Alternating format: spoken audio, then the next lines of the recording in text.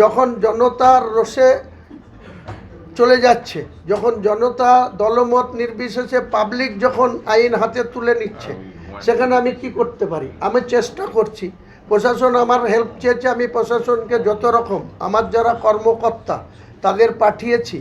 তাদের একটাই বললাম যে হুমায়ুন কবিরকে আসতে হবে। হুমায়ুন কবির এসে যদি বলে আমরা বডি তুলে নেব। আমি তাদের ভিডিও কল করে তাদের বাড়ির লোককে রিকোয়েস্ট করেছি, তারপরে বডি পুলিশের কথাই নিয়ে যায়নি, আমার কথায় তারা বাড়ি ঢুকিয়েছে। আপনার সমর্থকরাই এখন আছে? আমার সব সমর্থকরা আছে, দলমত নির্বিশেষে বেলডাঙ্গার আপামর জনতা আছে। এখানে কোনো দলের বিষয়টা না, ব্যাপারটা হচ্ছে তারা খুন হচ্ছে, সেই খুন অন্যায়ভাবে মানুষেরকে জীবন চলে যাচ্ছে। তাই যে সমস্ত বাইরের রাজ্যেতে এই ঘটনা ঘটছে, এটা ঝাড়খণ্ডে ঘটেছে, কদিন আগে উড়িষ্যায় ঘটেছে, জুয়েল রানা। তো এটা চলতে পারে না। এটা যদি চলে তাহলে এইভাবে চলতে থাকলে আমরা, যেমন এসআইআর নিয়ে আজকে বেলডাঙ্গার একাধিক যে ভিডিও, সেখানে দেখতে পাওয়া যাচ্ছে যে পাথর ছোড়া হচ্ছে পরিষ্কার ভিডিওতে। ট্রেনে যারা যাত্রীরা রয়েছে, মহিলারা ভয় পেয়ে ট্রেন থেকে নেমে আসছেন, তখনও পাথর ছোড়া হচ্ছে।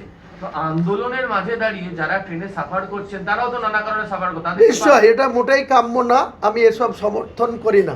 এটাও যেমন সমর্থন করি না, তেমনি 4 দিন আগে ওই মুর্শিদাবাদের মাড্ডা অঞ্চলের 9 জন ব্যক্তি শিয়ালদা আসছিল ট্রেনে চেপে, তাদের মধ্যে 6 জনকে চাকদাতে নামিয়ে যাচ্ছেতাইভাবে মারা হয়েছে এবং তাদের জয় শ্রীরাম বলতে বাধ্য করা হয়েছে। বেলডাঙ্গা থানায় এফআইআর করা হয়েছে, এখন পর্যন্ত কোনো রিয়াকশান হয়নি। মানুষের ক্ষোভ কিন্তু স্বাভাবিকভাবেই বেড়েই চলেছে। এই ক্ষোভ যখন সীমাহীন জায়গায় চলে যাবে, তখন পুলিশ প্রশাসন এটা কন্ট্রোল করতে পারবে না। আজকে তার ঘটনার প্রমাণ। কাজেই আমরা থিওরি হচ্ছে যে চোখের বদলে চোখ, মানে যদি মোটেই থিওরি না, আমি চোখের বদলে চোখ কোনোদিনই চাই না।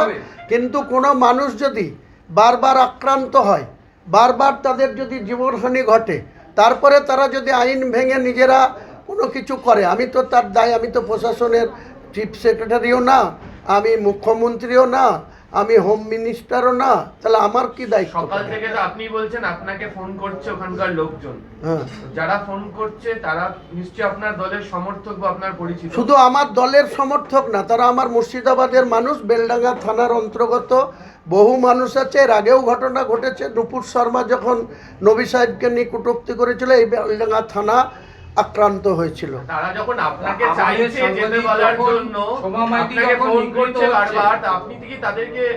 আমি তাদেরকে শান্তির বার্তা দিয়েছি। তার আমার ফেসবুক আইডি দেখে নেন, আজ থেকে এখন থেকে 2 ঘন্টা আগে আমি তাদের শান্তিতে থাকতে বলেছি, আমি অপেক্ষা করতে বলেছি। আমি আশা রাখছি সন্ধ্যা 6টার মধ্যে যিনি মারা গিয়েছেন আলাউদ্দিনের বাবা মা, তাদের পরিবারের কাছে আমি পৌঁছাবো। আর যারা মারধর করলেন, সবাইকে, সাংবাদিকদের মারছেন, ট্রেনে পাথর মারছেন, রাস্তা অবরোধ করছেন, আগুন জ্বালাচ্ছেন, আপনি কি চাইবেন যে তাদের বিরুদ্ধে আইনত ব্যবস্থা? নিশ্চয়ই নিশ্চয়ই, প্রশাসন বা আইন হাতে তুলে নেওয়া উচিত না। যারা আক্রান্ত হচ্ছে, যাদের বাড়ির সন্তানরা মৃত্যু ঘটছে, তাদের বাড়ির লোক করেনি, তাদের পার্শ্ববর্তী গ্রাম, গোটা বেলডাঙ্গা থানা এলাকার মানুষ, আম পাবলিক, সাধারণ মানুষ দলমত নির্বিশেষে ক্ষিপ্ত হয়েছে প্রশাসনের। কারণ বললাম, চাকদাতে আক্রান্ত হওয়ার পর পুলিশের কাছে যখন বেলডাঙ্গা থানায় এফআইআর করেছে এই উত্তম গড়ায়, তিনি এমনভাবে বলেছে তোরা কি করতে চাইছিস, তোরা দাঙ্গা লাগাতে চাইছিস। তাহলে একটা হিন্দু ব্যক্তিরা একটা মুসলমান ব্যক্তিকে ধরে ট্রেন থেকে নামিয়ে মারছে। আমি চাই না এলাকার শান্তি বিনষ্ট হোক, চাই না সম্প্রীতি নষ্ট হোক, কিন্তু এটাও তো পুলিশকে ভাবতে হবে যে যদি শিয়ালদা আসতে গিয়ে বাংলার মুখ্যমন্ত্রী বড় বড় কথা বলেন, আর মুসলমানরা যদি আক্রান্ত হয়, তারা যদি উড়িষ্যায় গিয়ে খুন হয়, তারা যদি ঝাড়গ্রামে খুন হয়, ঝাড়গ্রামের মুখ্যমন্ত্রী অভিষেক বন্দ্যোপাধ্যায়কে হেলিকপ্টার দিয়ে মিটিং করার জন্য হেল্প করে, আর এরা কি করছে, এদের ডিজি আইজি তারা কেন ঝাড়খণ্ডের প্রশাসনকে সতর্ক করছে না বা এই ধরনের আক্রান্ত হচ্ছে সেটা স্টেপ নিচ্ছে না? না নিলে তো এরকম ঘটবে। হ্যাঁ, বিজেপির তো একটা টার্গেট। বিজেপি এইসব মুসলিম ছেলেদেরকে ট্রেন থেকে নামিয়ে তাদেরকে জয় শ্রীরাম বলানো, তাদেরকে মারা, এটা বিজেপি তো এই ভোটের মুখে চাইছে এখানে দাঙ্গা হোক এবং রাষ্ট্রপতি শাসনের মতো পরিস্থিতি হোক, এটা তো বিজেপি চাইছে। এই ধরনের টানাপোড়েনের জেরেই কি আজকে জি 24 ঘন্টা সাংবাদিক সমাবেশ দিকে জখমতে হলো? হতে পারে। সমাধির সঙ্গে আমার দীর্ঘদিনের চেনা জানা, সাংবাদিকতা উনি করেন। ওনার স্বামীর নাম এবিপির রাজীব চৌধুরী। আমাদের ব্যক্তিগত রিলেশন আছে। আজকে তিনি আহত হয়েছেন, আমি অত্যন্ত মর্মাহত।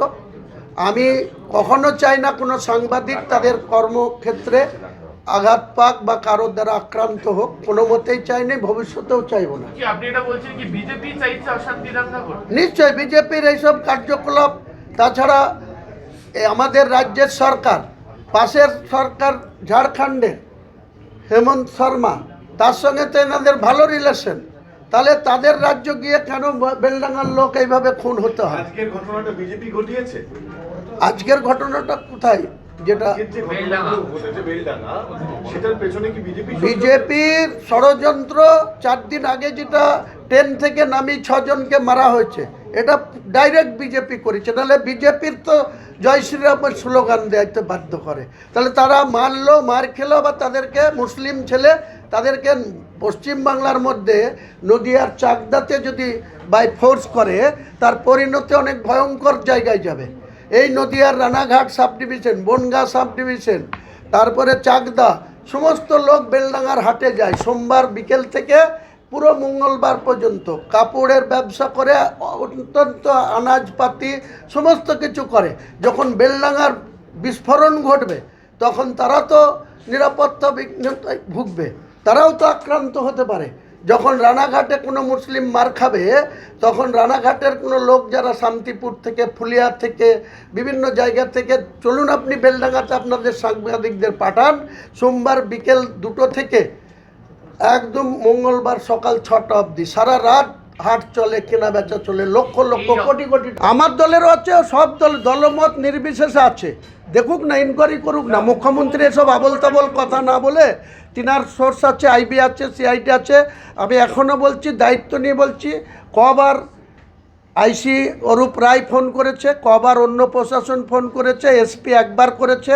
তিনি বলেছেন আপনাকে এটা শান্ত করতে হবে। আমি এখান থেকে যদি, আমি বলছি, আমি যদি অন স্পটে থাকতাম, মুর্শিদাবাদে থাকতাম, আধ ঘন্টার মধ্যেই মুভমেন্ট আমি থামিয়ে দেওয়ার ক্ষমতা রাখতাম। কিন্তু তারা আমাকে ডিমান্ড করছে যে আমাকে আসতে হবে।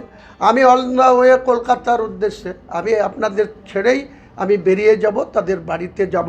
কোনো মতেই উনি যেটা বললেন চোখের বদলে চোখ, এটা আমরা কোনো দিন চাইনি। আর হুমায়ুন কবিরের কোনো কমিউনাল দাঙ্গা করার বিগত দিনেও ছিল না, আগামী দিনেও থাকবে না। সম্প্রীতি বজায় রেখে হুমায়ুন কবির ইঞ্চিতে ইঞ্চিতে মমতা ব্যানার্জির দুর্নীতি, মমতা ব্যানার্জির মিথ্যাচার, মমতা ব্যানার্জির প্রশাসনকে ব্যবহার করে যেভাবে ওই ইডির তদন্তে গিয়ে জোর খাটিয়ে কমিশনারকে নিয়ে গিয়ে, ডিজিপিকে নিয়ে গিয়ে যেভাবে ছিনতাই করে এনেছে, আজকে মুখ্যমন্ত্রীর লজ্জা করা উচিত। তার নামে ইডি ডাকাতির কেস দিয়েছে, ডাকাতির ধারায় সুপ্রিম কোর্টে অভিযোগ এনেছে। তেনার মুখে মানায় রাজ্যের স্বরাষ্ট্রমন্ত্রী, রাজ্যের মুখ্যমন্ত্রী? আমি স্পেসিফিকভাবে প্রশ্নটা রাখছি, স্পেসিফিক উত্তরটা দেবেন। যেমন আরেকজন সাংবাদিক বললেন, মুখ্যমন্ত্রী বলেছেন ওখানে কে দাঙ্গা করেছে, ওখানে কে গন্ডগোল করেছে, আমি সব জানি। ইঙ্গিতটা কোথাও একটা আপনার দিকে, স্পেসিফিক বলুন। তো আপনারা দেখতে পাচ্ছেন যে হুমায়ুন কবিরের তাহলে এত পাওয়ারফুল যে হুমায়ুন কবির 6টার সময় বাড়ি থেকে ডিপারচার নিয়ে কলকাতার উদ্দেশ্যে বেরিয়েছে। ঘটনাটা কটার সময় থেকে হয়েছে, লোকাল বেলডাঙ্গা থানার প্রশাসনকে খোঁজ নিন, মুর্শিদাবাদের পুলিশ সুপার কে সানিরাজকে খোঁজ নিন, অ্যাডিশনাল এসপি মজিদ খানকে খোঁজ নিন। ঘটনাটা কখন থেকে শুরু হয়েছে, ডেড বডিটা কোথা এসছে। আমাকে প্রথমেই জিজ্ঞেস করেছে, বলেছে, আমি তখন জাগুলি কাছাকাছি, আমি তাদের নিষেধ করেছিলাম অবরোধ করতে, তাও তারা এত মানে রেগে গিয়েছে আমজনতা। তারা বলল দলমত নির্বিশেষে আমরা রাস্তা অবরোধ করব, আমরা এর প্রতিবাদ করব। আমি যতটা সাধ্য তাদেরকে থামাবার চেষ্টা করেছি। যদি মুখ্যমন্ত্রী চায়, তার পুলিশকে জিজ্ঞেস করুক, আইসি হরিয়ারপাড়াকে জিজ্ঞেস করুক, অরূপ রায়কে, কে সানিরাজকে জিজ্ঞেস করুক। অন স্পটে আমি কতটা লোক পাঠিয়ে কতভাবে কন্ট্রোল করেছি, তার মধ্যে ওখানে কিছু উশৃঙ্খল যুবক তারা হয়তো কেউ পাথর ছুটছে, কেউ যেটা কাম্য নয়, আমি কোনো দিন সাপোর্ট করিনি, আগামী দিনেও করবো না। আর মুখ্যমন্ত্রী এইসব মিথ্যা কথা এর আগেও অনেক বলেছে, কখনো হুমায়ুন কবিরকে স্ট্রংম্যান বলে, আবার সাসপেন্ড করে দেওয়ার 1 ঘন্টার মধ্যে বক্তৃতাতে পোকামাকড় বলে, গদ্দার বলে। উনি কত রকমের গদ্দার, তার জবাব আগামী দিনে ইলেকশনে দেবে মুসলমান ভাইরা। মুখ্যমন্ত্রী আরো বলেছেন যে পরিযায়ী শ্রমিক যারা তাদের পাশে সরকার আছে, কিচ্ছু করেনি।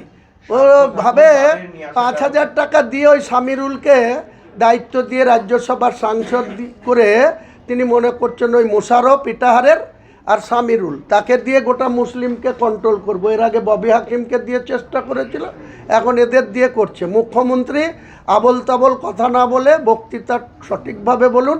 তিনি পুলিশ মন্ত্রী, সঠিক তদন্ত করুন। যদি হুমায়ুন কবির এর বিন্দুমাত্র কিছুতে যুক্ত থাকে, হুমায়ুন কবিরের বিরুদ্ধে এফআইআর করতে বলুন, অ্যারেস্ট করতে বলুন, আমি যেতে রাজি আছি। কিন্তু মুখ্যমন্ত্রী হয়ে আছেন বলে যা খুশি তাই বলবেন। মুখ্যমন্ত্রী আগামী আসন্ন বিধানসভায় মুখ্যমন্ত্রী হওয়ার জন্য যে 148 দরকার, আমি দায়িত্ব নিয়ে বলছি 100-র নিচে থাকবে। সেদিনকে ওনার ঘুম ভাঙবে, সেদিনকে ওনার মিথ্যা কথা বলা আর এই পুলিশকে নিয়ে যেখানে ইডিকে কাজে বাধা দেওয়া আর এইভাবে উদর ঘাড়ের বোঝা বুদর ঘাড়ে চাপানো ঠিক বন্ধ হয়ে যাবে। লাস্ট হচ্ছে আপনি তো মসজিদ করার পরিকল্পনা নিয়েছেন, কিন্তু আজকেই মুখ্যমন্ত্রী শিলিগুড়িতে মহাকাল মন্দিরের শিলান্যাস করছেন, এইটা কিভাবে দেখছেন? মহাকাল মন্দির করুন, আমার কোনো বাধা নেই, দুর্গায়ন করুন, বাধা নেই, কিন্তু সরকারি টাকায় না করলে আমি খুশি হব। আর যদি উনি উদ্বোধন করছেন, দুর্গায়ন করেছেন, আমরা বলছি আগামী দিনে আমরা যারাই ক্ষমতায় আসুক, বাংলার মুখ্যমন্ত্রী যেই হোক, হুমায়ুন কবিরের জনতা উন্নয়ন পার্টির 100 জন এমএলএর সমর্থন ছাড়া সরকার হবে না। আর আমরা কোনো সরকারি টাকায় মন্দির করতে দেব না। শুধু শিলান্যাস কলজ থাকতে দিন, 22শে ফেব্রুয়ারি আসতে দিন, এমসিসির মধ্যে আসতে দিন, তারপরে দেখব মমতা বন্দ্যোপাধ্যায়ের কত টাকা আছে যে তিনি টাকা দিয়ে 400 কোটি, কোথাও 300 কোটি, কোথাও 200 কোটি তিনি মন্দির করবেন। ওনার ব্যক্তিগত টাকা থেকে করবেন, রাজ্য সরকারের কোষাগার থেকে কোনো মন্দির হবে না।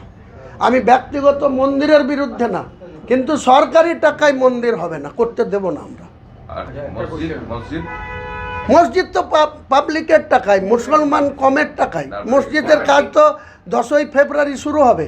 কেরলের একটা কোম্পানিকে আমরা এগ্রিমেন্ট করে দিয়েছি, তারা ডিজাইন নকশা, কত ফুট লম্বা, কত ফুট চওড়া, আমি 8 বিঘা জায়গার মধ্যে বলে ভেবেছিলাম, এখন 11 বিঘা জায়গার উপরে মসজিদ হবে। 12,000 মানুষ একসঙ্গে নামাজ পড়তে পারবে। আজকেও জুম্মার নামাজ হয়েছে, আপনারা আপনাদের ক্যামেরা নিয়ে খোঁজ নেন।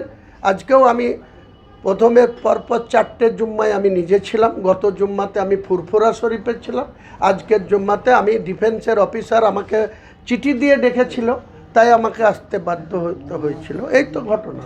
কেউ চিঠি দেখতে চাইলে আমি দেখাই। সরকারি টাকায় শুধু মন্দির নাকি মসজিদ, চার্চ সবই বলছেন? সরকারি টাকায় মসজিদ তো হওয়া উচিত না। সরকারি টাকায় মসজিদ হওয়াটা মুসলমান সমাজের যত বড় মৌলানা আছে, যত কারি আছে, যত মানে জান্নেওয়ালা আছে, আমার সাথে বসতে বলুন, কোনো অমুসলিমের টাকায় মসজিদ পবিত্রতা নষ্ট হয়। কোনো অমুসলিমের টাকায় বা কোনো সরকারি টাকায় কোনো মতেই মসজিদটা বাঞ্ছনীয় না। মসজিদ পরিচালনা করে মুসলমান সমাজের লোক, ইমাম রাখে মুসলমান সমাজের লোক, মসজিদের ইট গাঁথের অল মেটিরিয়ালস তারা সব বৈধ।